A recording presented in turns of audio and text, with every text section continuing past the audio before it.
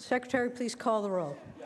Allen, Anderson, Bates, Bell, Berryhill, Block, Canella, De Leon, Fuller, Gaines, Galgiani, Hall, Hancock, Hernandez, Hertzberg, Hill, Hueso, Huff, Jackson, Lada, Leno, Leyva, Liu, McGuire, Mendoza, Mitchell, Monning, Morrell, Wynn, Nilsson, Pan, Pavley, Roth, Stone, Vidak, Wachowski, Wolk. Secretary notices that we are absent a quorum. Would the senators please come to the Senate floor for our 2 p.m. session? We'd like to start promptly this year. Senators, please, to the Senate floor.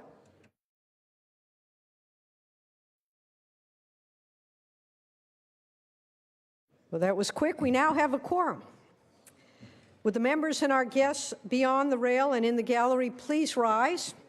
We will be led in prayer this afternoon by our chaplain, Sister Michelle Gorman, after which please remain standing. We will be led in the Pledge of Allegiance to the flag by Senator Leno.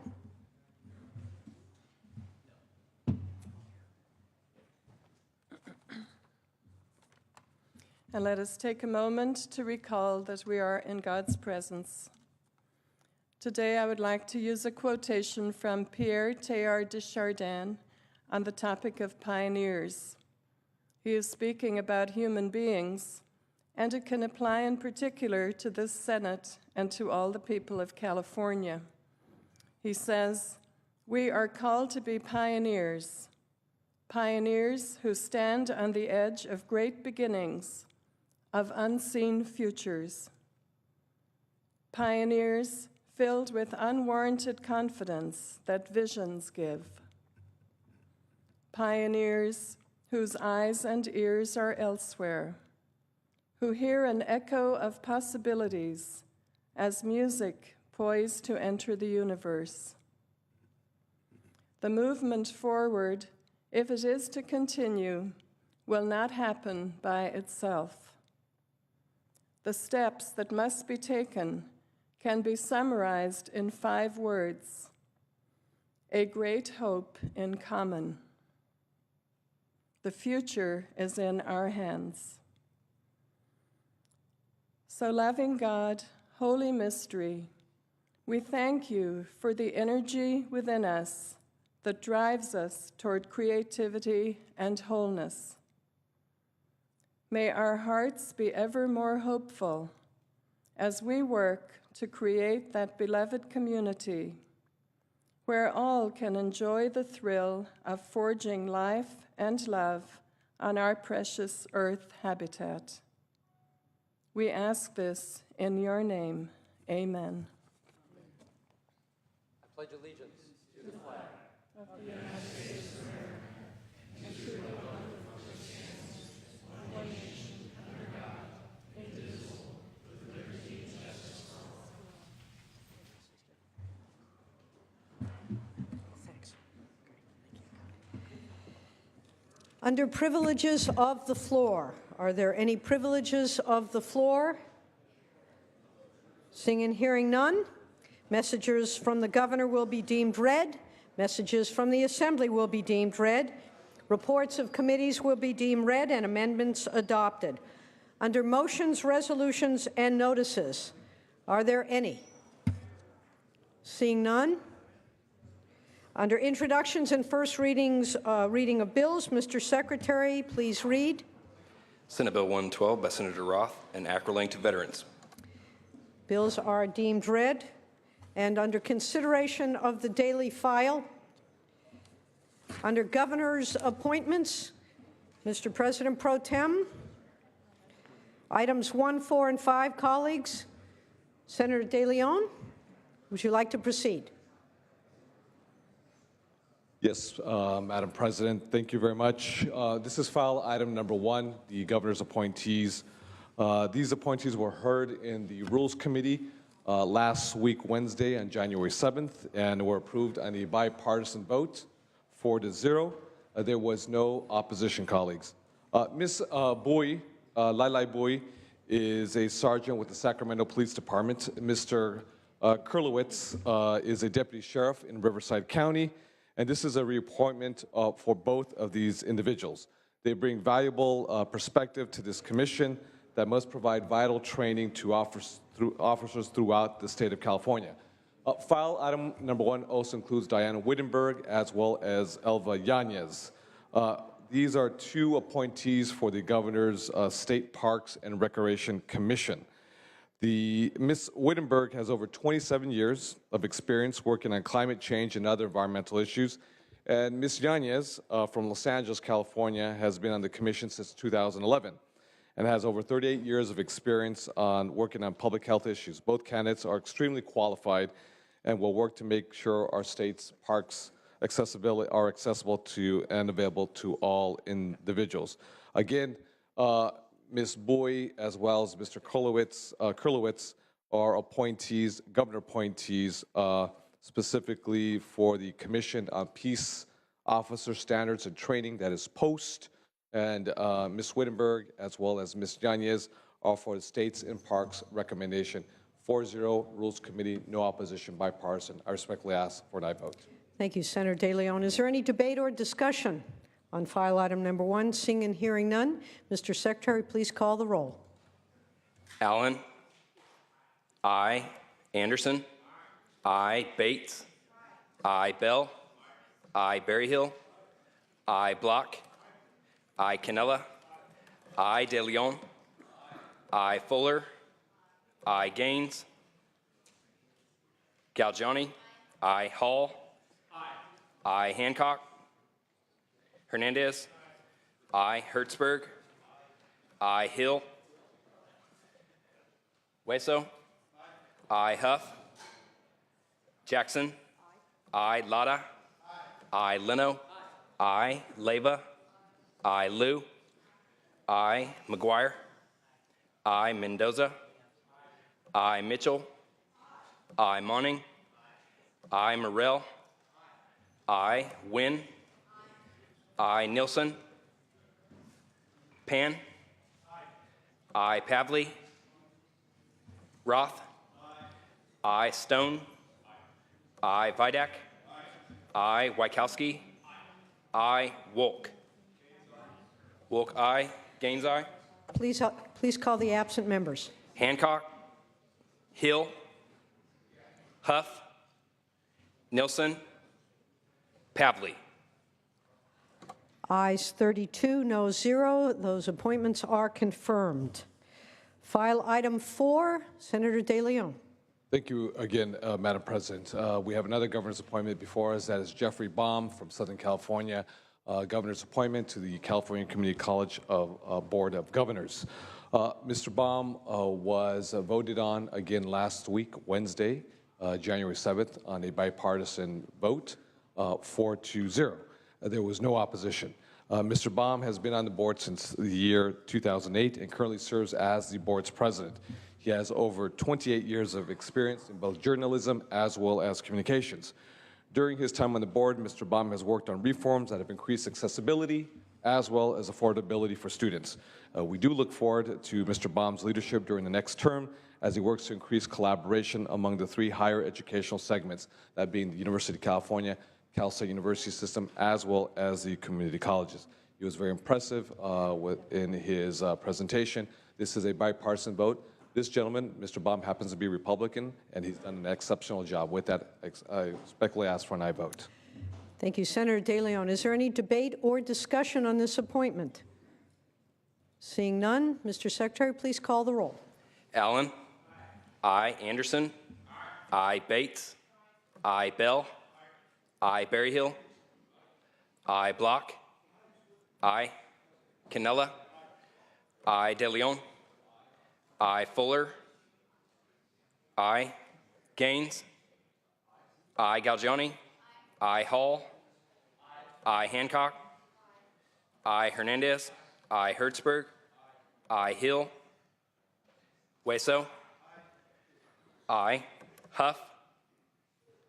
Jackson. I. Lada. I. Leno. I. Leyva. I. Liu. I. McGuire. I. Mendoza. I. Mitchell. I. Monning. I. Morrell. I. Wynn. I. Nilsson. I. Pan. I. Pavley. Roth. I. Stone. I. Vidak. I. Wachowski. I. Wolk. Wolk, aye. Please call the absent members, and members, if you've already voted, don't vote again. Hill. Huff. Pavley. Ayes 34 and noes 0. That appointment is confirmed. File item number 5, Senator De Leon. Thank you, Madam President. These are our last two appointments today. Again, we have before us two governor appointments, Ms. Susan Husari as well as Mr. Richard Wade. Both members were confirmed again last week, Wednesday, on a 4-0 bipartisan vote in Rules Committee. They are both members of the State Board of Forestry and Fire Protection. Mr. Wade is a professional forester with over 35 years of experience in the industry, and Ms. Husari is an expert in fire prevention with over 35 years of experience in fire management. Their wealth of expertise will be critical as California continues to battle with increased fire threats brought upon changing weather conditions and the onset of drought. Just last year alone, in 2014, colleagues, we had over 1,000 forest fires throughout the state of California. That is 5 times more in the last 3 years, since 2011. Just last year alone, 2014, 1,000 firefighters. We need as much as expertise as we move forward, dealing with drought as well as climate change. We have a fertile environment throughout the state of California for these types of fires. I respectfully ask for an aye vote. Thank you, Senator De Leon. Is there any debate or discussion? Senator Gaines. Yeah, I just wanted to clarify that these individuals had voted in favor of the fire tax, which is a huge issue in my Senate district. And I just want members of my caucus to be aware of it so that they can vote accordingly. Thank you. Thank you, Senator Gaines. Any further debate or discussion? Senator De Leon, would you like to close? I just respectfully ask for an aye vote. Thank you. All debate having ceased, Mr. Secretary, please call the roll. Allen. I. Anderson. No. Bates. No. Bell. I. Berryhill. No. Block. I. Canella. I. De Leon. I. Fuller. I. Gaines. No. Galgiani. Hall. I. Hancock. I. Hernandez. I. Hertzberg. I. Hill. Hueso. I. Huff. Jackson. I. Lada. I. Leno. I. Leyva. I. Liu. I. McGuire. I. Mendoza. I. Mitchell. I. Monning. I. Morrell. No. Wynn. No. Nilsson. No. Pan. I. Pavley. Roth. Stone. No. Vidak. No. Wachowski. I. Wolk. Wolk, aye. Please call the absent members. Galgiani. I. Hill. Huff. Pavley. Roth. Ayes 24, noes 9. That appointment is confirmed. Seeing no other business on the daily file, let's return to motions and resolutions. Colleagues, this is the time to adjourn in memory, although Senator Mendoza, I believe you have some folks you'd like to have us acknowledge. Senator Mendoza. I sure do. Thank you, Madam President. I would like to take a moment to introduce a few of the elected officials that are here visiting on behalf of contract cities these next few days from my district. First, from the city of Norwalk, the mayor, Marcel Rodarte. They're happy to be visiting here for the next few days to lobby our different offices. Also would like to introduce Artesia Councilman Tony Lima and Artesia Councilman Ali Sajjad Taj. and one more councilwoman from the City of Commerce that happens to be a good friend of my colleague here, Senator Lara, Denise Robles, and he'll be saying a few words on her behalf. Thank you, Madam Thank you, President. Senator Mendoza. Welcome to the senator's guests. Nice to have you here.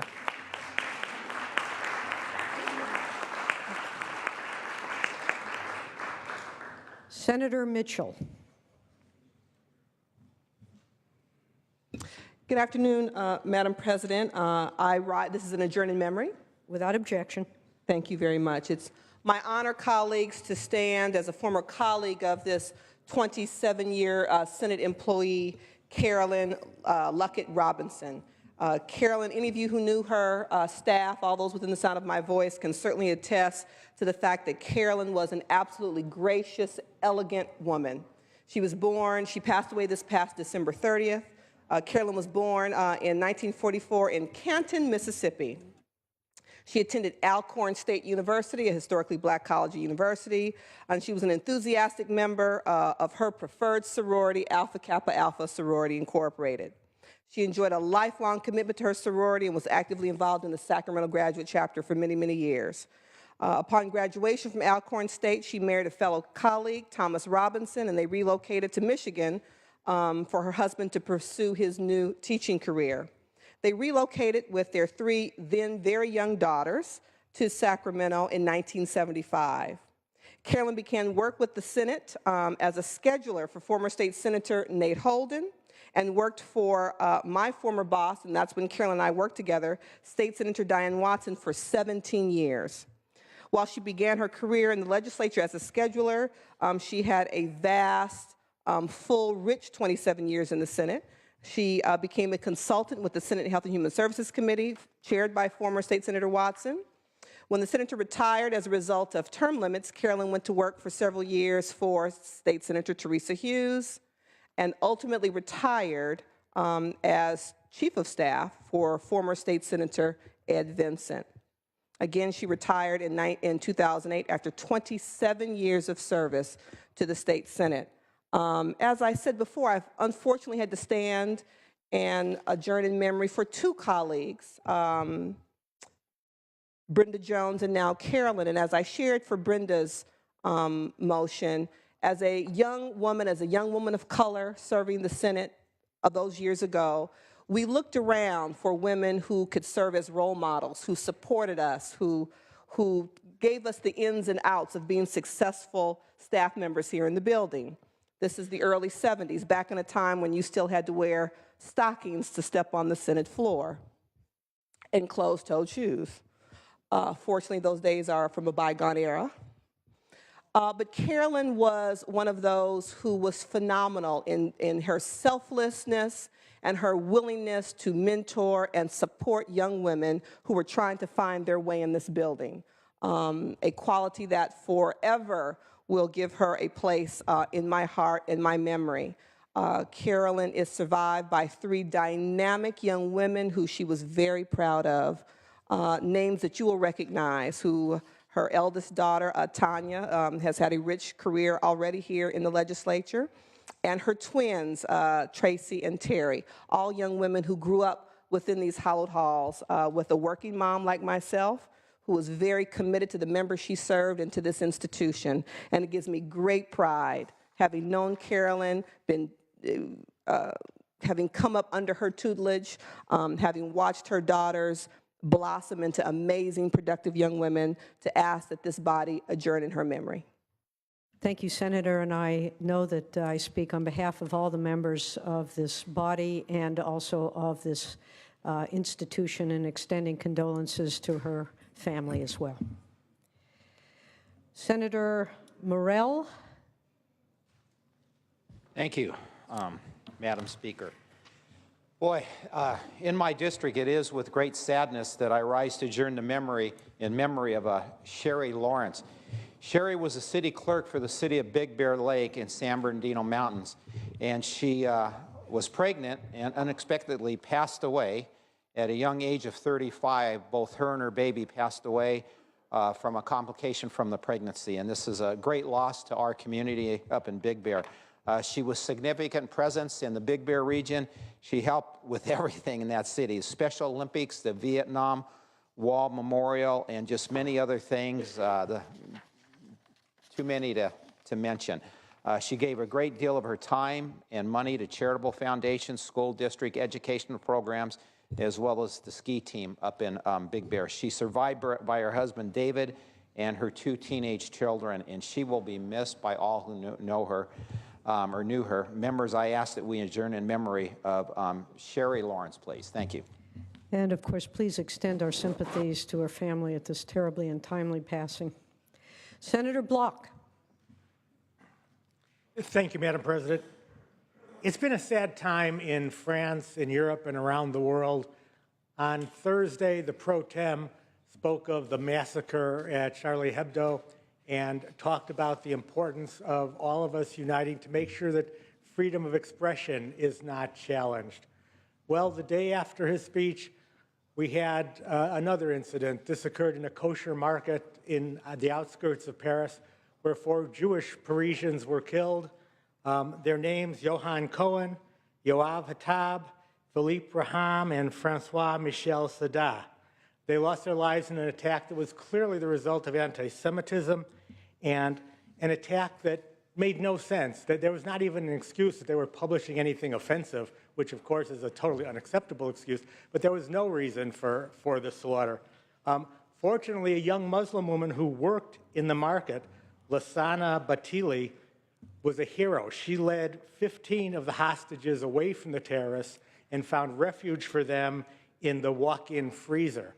Without that, many more would have perished. So we consider her a hero today.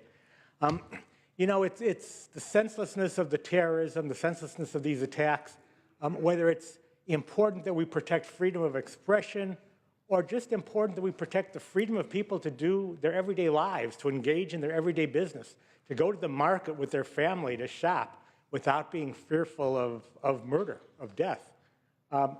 France, to its credit, has just today sent 10,000 troops to Jewish schools and Jewish sites and synagogues throughout France to protect the innocents and just to stave off the terror.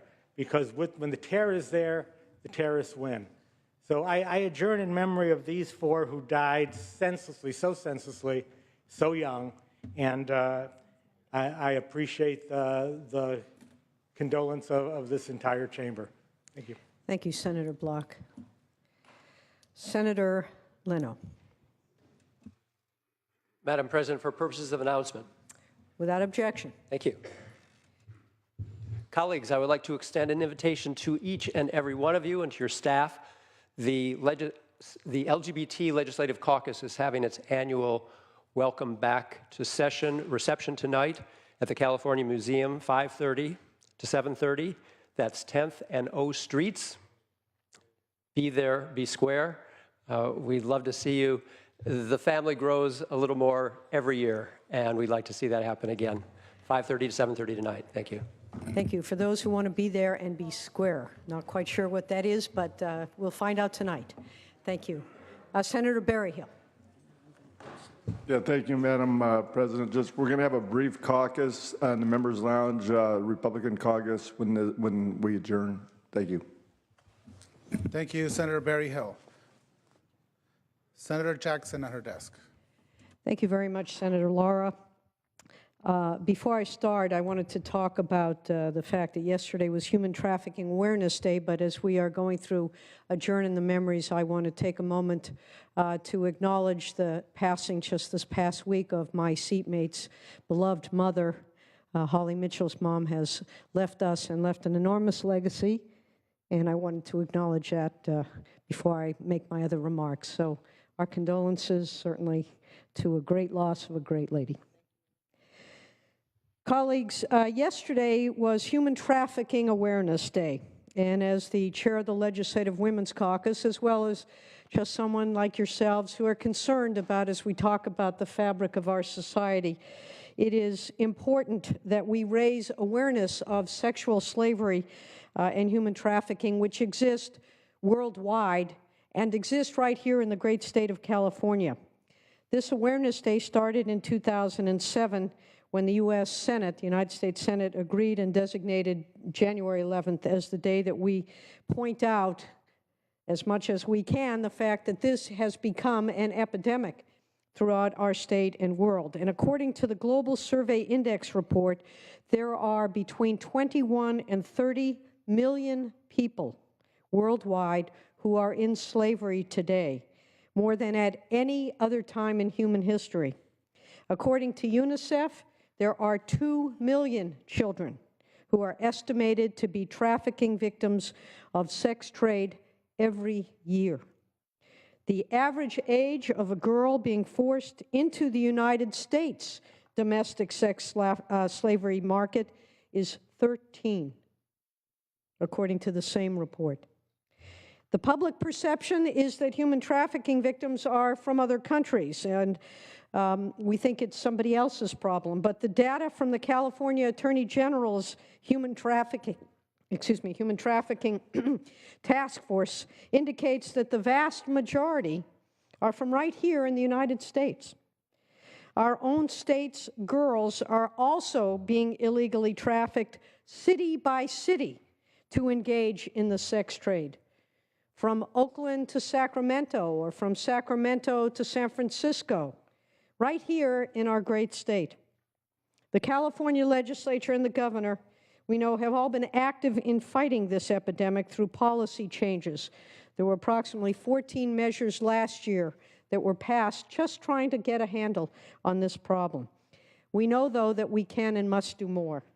So as chair of the Legislative Women's Caucus, I want us to take this opportunity to bring awareness of this terrible and insidious crime and remember the victims and the survivors of the devastating effects of human trafficking. Thank you, Senator Jackson. Staying in motions and resolutions, Pro Tem De Leon. Thank you, Mr. President. I think this will be our last adjournment in memory for today. And with that, it's with very deep sadness that I rise today to adjourn in the memory of one of the members of our Senate family, and that is young Kyle Long, who suddenly passed away Saturday, just 2 days ago, at the very young age of 27. Now, Kyle was a member of Senator Mark DeSaulniers' close family and first joined his office as an interim 2 years ago this month, January 2012.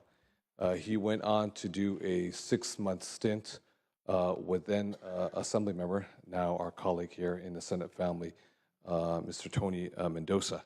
And after he did his 6-month stint with then Assemblymember Tony Mendoza, now our colleague in the Senate, he rejoined Senator Mark DeSaulniers' office back in 2012 in December as a legislative aide.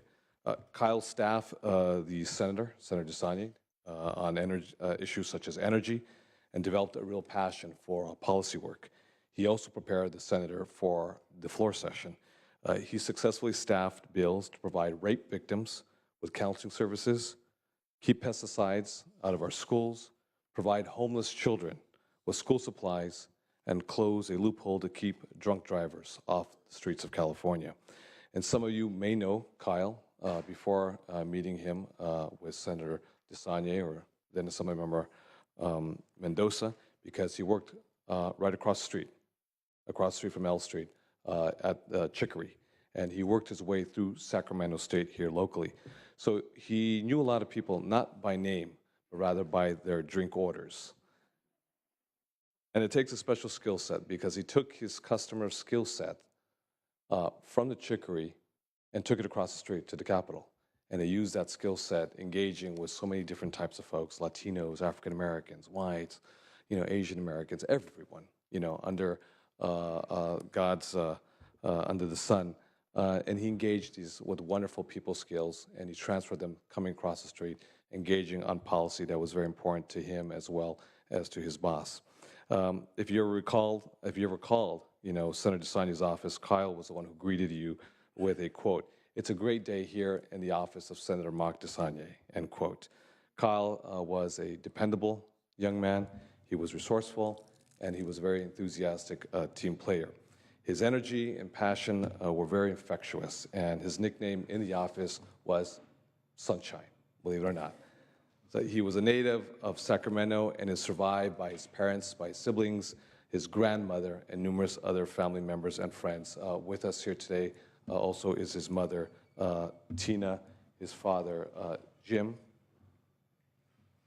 his sister, Nicole, his brother, Chris, and his grandmother, Jeannie, is here today, as well as aunts, cousins, and other friends very close to Kyle. So our heartfelt condolences go out to all of them, and the funeral services are pending, so we make sure to keep everyone informed to the specific details. Again, this is very difficult because he's a member of this legislative family, and at a very young age of 27. So our deepest condolences go to Kyle's family. Thank you, Thank you, Madam President. Senator De Leon. Senator Mendoza on this particular adjourn of memory. Yes, thank you, Madam President. The Pro Tem said it very well. I had the privilege of working with Kyle. He was an intern, and he wanted an opportunity to come work in the building as an employee. And I said, wow, I had good reviews from many people, and I said, well, let's give him a shot. And he did. He came in, hit the ground running. He was very energetic, very happy to be in the building. He worked himself into this building. It wasn't easy, and he didn't take that lightly. He knew that every moment that he spent in here, it was a privilege to serve in the legislature and serve with members, and he didn't take that lightly.